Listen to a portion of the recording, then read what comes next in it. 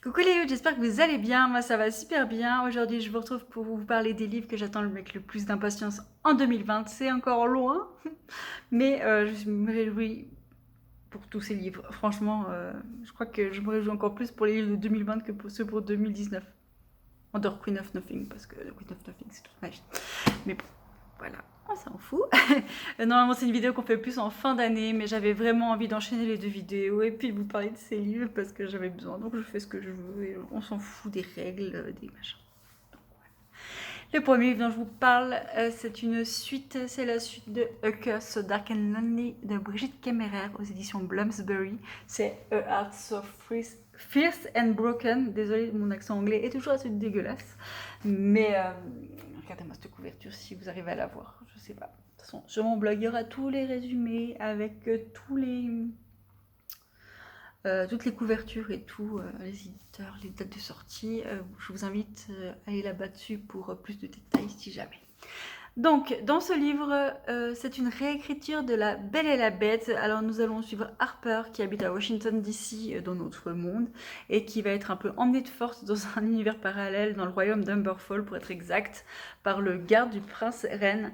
Ce prince qui est maudit et qui doit trouver le grand amour pour pouvoir sauver son royaume. Voilà, ça vous dit quelque chose? Bah, c'est normal, c'est une réécriture de La Belle et la Bête.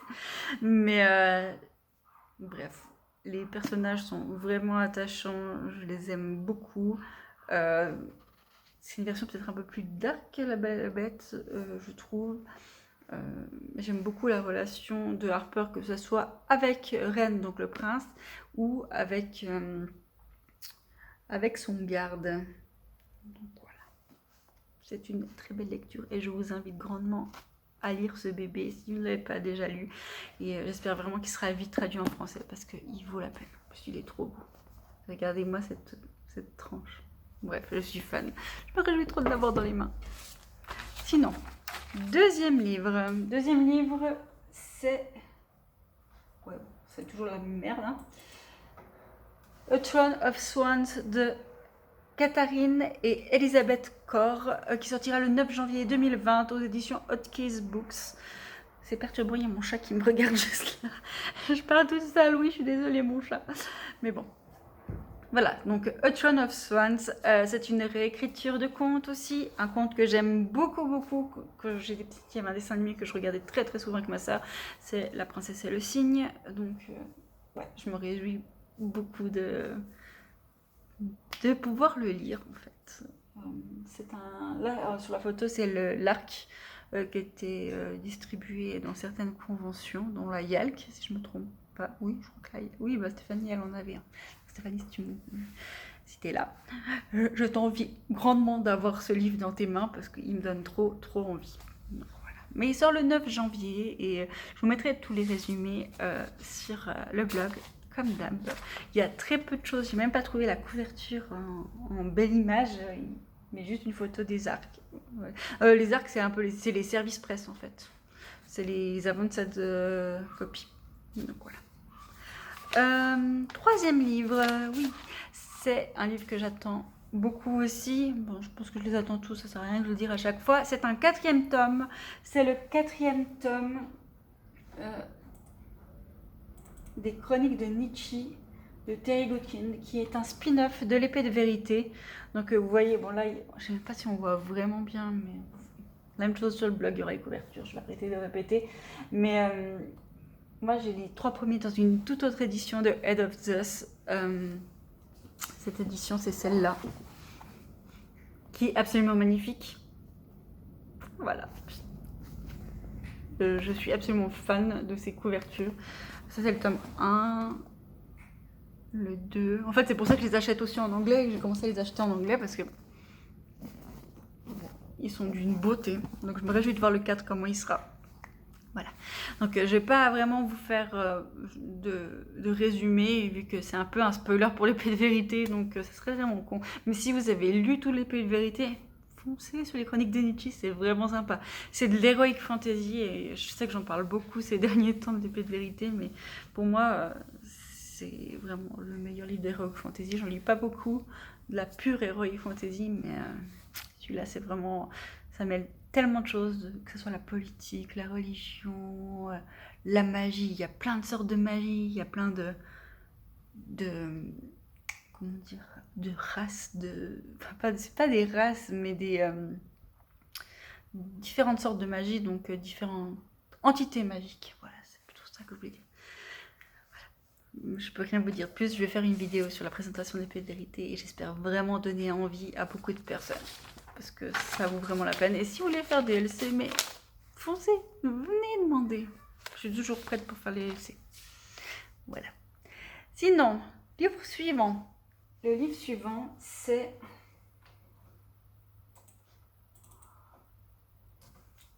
House of Earth and Blood de Sarah J. Maas. Donc, le premier tome de Crescent City. Cette couverture est d'une beauté absolument... Ouais, c'est juste tellement beau. Je suis fan. C'est aux éditions Bloomsbury. Donc, Sarah J. Maas, c'est celui. Donc, c'est celle qui a écrit Throne of Glass et Acotar, A Court of Thorns and Roses, ou en français, Un palais d'épines et de roses, pour ceux qui ne connaissent pas le titre en anglais, même si ça me paraît bizarre, parce que Acotar, tout le monde connaît, ou presque. Lisez ce livre. Donc voilà. Il sort le 3 mars 2020. Je n'ai pas regardé plus de 2 lignes de la 4e de couverture. Je ne veux pas me spoiler, je fais confiance à Sarah J. Maas. J'achèterai ce livre sans savoir de quoi il parle parce que déjà la couverture est trop belle, clairement. Et je sais pas, je lui fais entièrement confiance puisque j'ai adoré Acotar et j'ai beaucoup aimé le premier tome de Throne of Glass. Je vais enchaîner les prochains tomes au fil des prochains mois. Donc voilà. La même chose, vous aurez le résumé sur mon blog. Ouais, je le répète à chaque fois, mais pas clair. Non, c'est bon. Je suis désolée, je vais arrêter de le dire. Bon. Prochain livre. C'est un livre dont j'ai très peu entendu parler, mais qui me donne tellement envie. Ce livre, c'est... tout petit. C'est Bonecrier's Moon, je vais y arriver, de Catherine Purdy, aux éditions, j'arrive plus à me lire, aux éditions HarperCollins, hein, il faut réussir à ne plus à lire HarperCollins, mais bon, j'ai fait un truc bizarre avec le Collins, hein. J'ai une écriture absolument dégueulasse, désolée. Il sort le 10 mars 2020, donc là... il m'intriguait, donc j'ai quand même lu le résumé. En fait, les Bonecrier, c'est des personnes qui transportent les esprits des morts, soit dans l'enfer de cet univers, ou soit dans le paradis de cet univers. Hein. Ils ont des noms, mais je ne me rappelle plus. En tout cas, dans l'au-delà. Et en fait, pour faire ça, les dieux demandent de sacrifier son âme sœur. Voilà. C'est... Je sais pas si c'est moi de leur tuer ou... Je sais pas, mais il y a un truc comme ça, en fait, l'autorisation pour faire ce métier, on dirait. Je pense que ça doit être quand même quelque chose d'important. Il faut sacrifier son âme sœur. Et je sais pas, ça a l'air à la fois tellement glauque et tellement bien. Il y aura une putain d'histoire d'amour là derrière, ça va être trop bien. Bref, je sais pas, il me donne trop envie. Donc voilà. Puis j'aime bien la couverture, mais là c'est hyper sombre, on voit rien. Puis c'est d'une qualité tellement dégueulasse qu'on voit rien de toute façon. Mais voilà. J'espère que je vous ai fait découvrir ce livre parce que moi il donne tellement envie et je n'en ai jamais entendu parler en fait. Oui, j'ai entendu une fois. En fait, une seule fois, la fois où je l'ai vu dans les méandres de Bookstagram sur un hashtag Young Adult, je crois, un truc dans le genre. Je ne l'ai jamais vu autrement. Voilà. Le livre suivant, c'est une suite, c'est un 6e tome. C'est Imagine Me de Tahereh Mafi, qui est la suite, le 6e tome de la saga Shatter Me, qui est une dystopie. Je vous ai déjà parlé dans ma dernière vidéo de Shatter Me, où on suit Juliette qui a été enfermée depuis plus d'un an, si je me trompe, non, depuis un an, dans un asile psychiatrique et qui en est sorti par quelqu'un qui veut un peu l'utiliser. Parce qu'elle a des pouvoirs. Quand elle touche quelqu'un, elle le tue. Ou en tout cas, elle lui prend sa force vitale. Donc, bref, voilà. C'est une dystopie dans un univers où il y a un gouvernement qui écrase clairement la population, hein, dans le genre, toutes les dystopies, c'est genre le Girl Games ou bien Divergente, c'est un peu la même chose. Donc voilà. Mais c'est vraiment bien. Et je le répète encore, si vous n'avez pas aimé Shatter Me, continuez à lire. Lisez la deuxième nouvelle qui est Destroy Me, ou au moins le tome 2, parce que ça vaut la peine. Il n'y a rien d'autre à dire. Il faut les lire, parce que c'est vraiment sympa. Moi, la première, j'ai failli lâcher. On m'a dit « Continue !» Bah, j'ai continué. Je ne regrette pas, maintenant je ne peux plus les lâcher. Donc voilà. Donc Imagine Me, qui sort aux éditions HarperCollins. J'ai pas l'impression que c'est HarperCollins. C'est pas HarperCollins. Moi j'ai peut-être une édition différente, je sais pas. Moi j'ai Edgemont. C'est peut-être un sous-truc de HarperCollins. Des fois sur Goodreads, ils mettent juste la grosse édition, pas les petits labels au fond. Donc voilà. Ça sort le 31 mars 2020. Je parle beaucoup pour rien dire, il me semble. Mais bon. Le suivant, c'est un troisième tome. C'est un troisième tome qui paraîtra aux éditions. C'est absolument pas marqué, je n'ai pas noté. C'est super boulot, Sandra, sans pareil. C'est vraiment. C'est un contemporain, c'est le seul contemporain que je vais présenter là. Ouais. Ce livre, c'est le troisième tome de Kiss Quotient, qui est, il s'appellera The Art Principle. Voilà. Je suis désolée, là c'est un peu le bordel. C'est un livre de Ellen Wang. J'ai énormément aimé les deux premiers tomes de Kiss Quotient, où on suit dans le premier tome.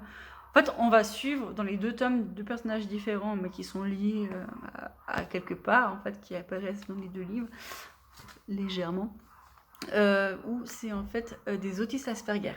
Donc, c'est vraiment intéressant de voir la vision de l'amour d'un autiste Asperger et tout. Donc, voilà. L'auteur est autiste Asperger, donc elle a vraiment la meilleure vision du monde pour pouvoir présenter ces aspects-là. Donc c'est vraiment hyper intéressant.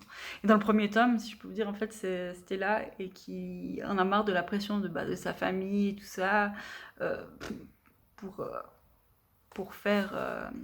parce qu'elle n'a personne dans sa vie, et elle va finir par engager un escort boy pour lui apprendre ce qu'est une relation. Donc voilà.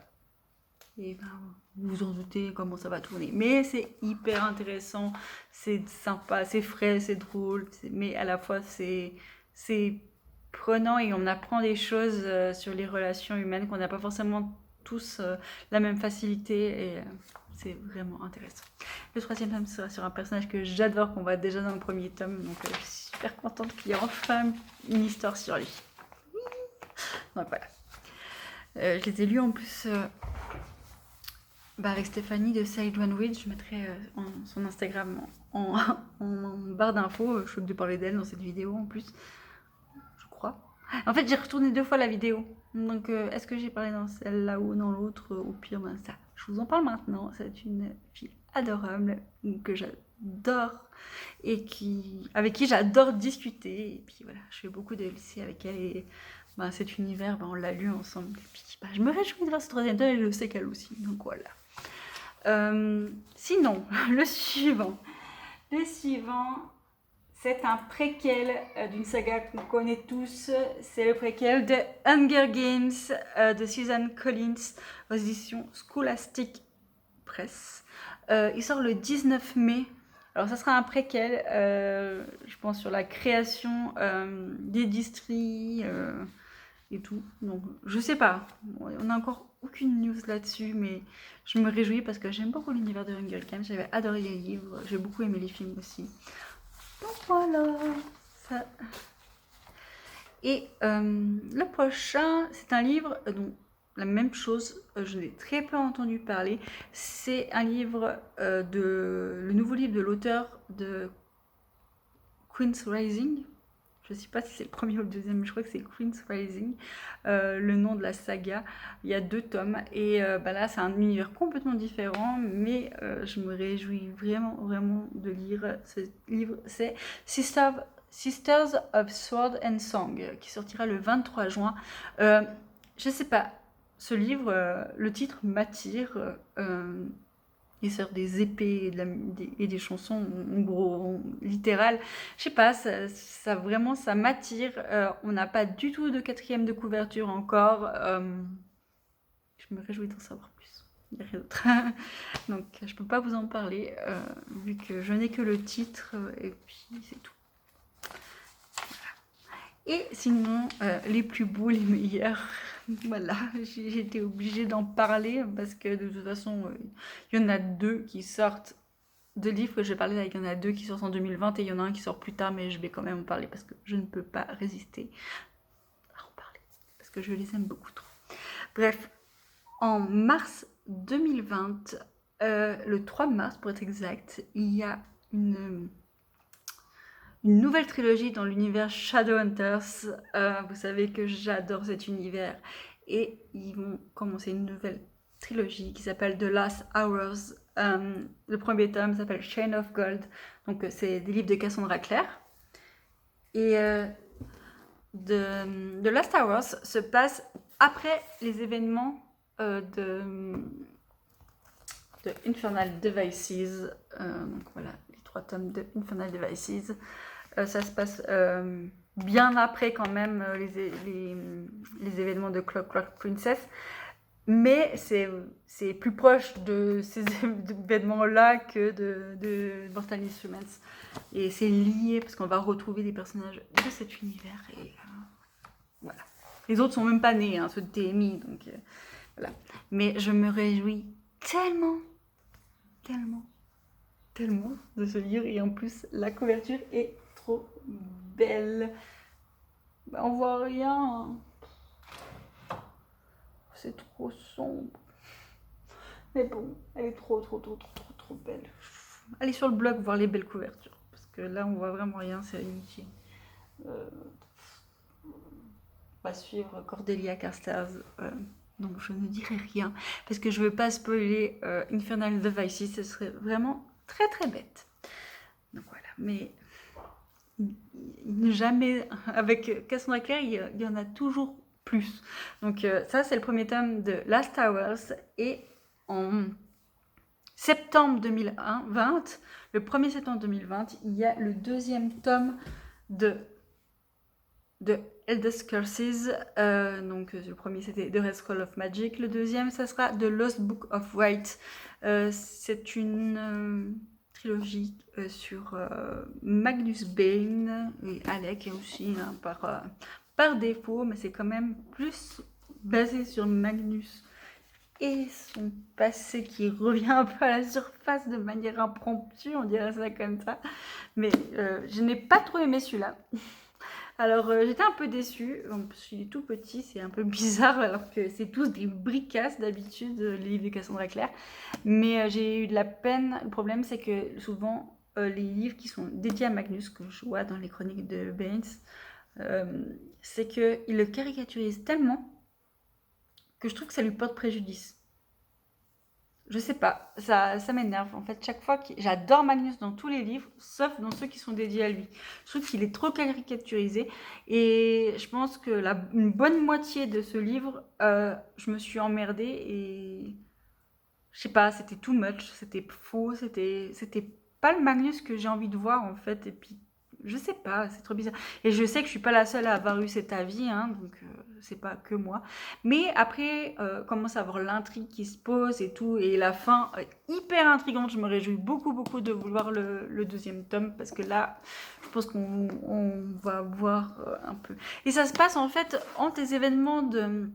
Celui-là, il se passe après le 3e tome de TMI. Le 2e, il sera après le 6e tome de TMI et avant Dark Artifices, je vais y arriver. Donc voilà, c'est hyper compliqué. Encore une fois, si vous avez la moindre question sur l'ordre de lecture des Shadowhunter Chronicles, venez demander. Je maîtrise plutôt bien la chose. Donc voilà, n'hésitez pas, hein, vraiment. Et le troisième tome qui sort que en 2022, dont on ne sait rien encore. Oui, on sait un petit peu, parce que ça se passe pour certains personnages de Dark Artifices. Donc oui, vous l'aurez compris, c'est la trilogie qui se passe après Dark Artifices, donc après ce gros bébé qui est Queen of Air and Darkness de Cassandra Clare. Hein. Cet énorme bébé. Quelques années après, si je me trompe pas, je sais pas combien d'années exactement, il y aura la saga, la nouvelle trilogie des Wicked Powers. On sait pas du tout le nom des tomes ou quoi que ce soit, mais j'avais quand même envie d'en parler vu que je parlais déjà de 2 trilogies. Celle-là est déjà prévue pour 2022, on le sait. On sait sur quel personnage ça va traiter. Encore une fois, je ne dirai rien parce que j'ai pas envie de spoiler les événements de Dark Artifices, mais ça promet vraiment du lourd. En plus, dans Ghost of the Shadow Markels, qui est un livre de nouvelles, dont certaines 2 nouvelles se passent après celui-là, ça nous donne plein de petites... ouais, ça nous place bien l'intrigue déjà, pas l'intrigue, mais des événements qui vont se passer et des réflexions qu'il y a dans ces nouvelles dont on va voir la suite plus tard. Il y a plein de trucs déjà. Ah, je me réjouis tellement. 2022 ne pourra jamais arriver assez vite, je vous assure. Donc voilà. Mais voilà, c'est déjà pas mal. Je ne sais pas combien de livres il y avait. Mais ah oui, j'avais mis The Book of Fate. Coming soon. Mais voilà. Ah oui, bah justement, j'avais trouvé un tweet où c'était marqué Cassie Clare says the Wicked Powers says bring everyone together, Tammy, Tavy, TID, TDA. Donc ouais, The Modern Instruments, de Infernal Devices et de Dark Artifices. Donc en français, ça fait La Cité des Ténèbres avec les origines plus connaissances. En fait, ça va regrouper toi, ça va faire une saga et je pense que là, ça va vraiment être la dernière. Elle avait prévu 5 trilogies, c'était dans son truc de base parce que je sais que j'ai lu qu'il y a une de ses auteurs préférées, je me rappelle plus le nom de l'auteur, avait fait 5 trilogies et c'est ça qu'elle voulait faire pour son univers à elle. Personnellement, je crois que je m'en lasserai jamais, mais c'est vrai que quand on doit commencer à lire, c'est un peu compliqué à s'y mettre, je comprends. Moi, j'ai commencé en janvier 2018, hein, ça fait 1 an et demi hein, que je suis dans cet univers. J'ai dû lire quand même pas mal. J'ai dû lire tous les livres qui sont sortis avant Lord of Shadows, parce que Lord of Shadows n'était pas sorti. Il est sorti une fois que je l'ai lu tous les autres, en fait. Je crois qu'il est sorti genre en mai ou avril-mai. Et puis moi, j'avais déjà lu, en 3 mois, j'ai lu tous les livres. Donc, prenez votre mal en patience et sautez. Vous devez, franchement, vous ratez rien. Vous ratez rien. Vous risquez rien d'essayer. C'est ça que je veux dire. Oui, vous ratez quelque chose si vous sautez pas. Mais ouais. Sur ce, je vous ai présenté tous mes livres. Comme j'ai déjà dit, sur le blog, il y aura les 4/4 de couverture, les couvertures, l'auteur, l'éditeur et la date de sortie, évidemment. Et dites-moi si vous avez des livres qui vous tentent, si vous avez d'autres livres des sorties 2020 que j'ai pas mentionné et puis qui pourraient être vraiment intéressantes, que je pourrais aimer. Je suis toujours ouverte à toute proposition. Si vous voulez faire des DLC sur ces livres, bon, ça date, c'est quand même dans longtemps, mais franchement, demandez. Moi, je le fais volontiers. J'adore faire des DLC. Donc voilà. Après, pour ceux qui parlent français, je suis désolée, c'est vrai que je lis quasiment plus qu'en anglais. Je fais une vidéo en français, c'est pas très logique, mais je dirais que c'est pour ceux qui aiment la lecture vidéo et qui parlent français. Parce que je suis incapable de faire une vidéo en anglais. Faudrait que j'essaye peut-être une fois, mais j'ai un accent pourri et surtout j'ai aucune grammaire. Je suis absolument nulle en grammaire. Mais par contre, j'ai aucun problème de compréhension. Ce qui est déjà bien, c'est le plus important, on s'en fout du reste. Bref. Sur ce, je vous souhaite une très très belle journée. J'espère que vous allez apprécier cette vidéo, que vous avez apprécié cette vidéo parce que vous l'avez déjà fini de la regarder. Vous remarquerez qu'il n'y a pas de chute de téléphone cette fois-ci. Bravo, merci. Franchement, je ferai un montage, je mettrai des applaudissements là. Mais voilà. Sur ce, je vous souhaite une très très belle journée, très belle soirée, très belle nuit. Et je vous dis à bientôt.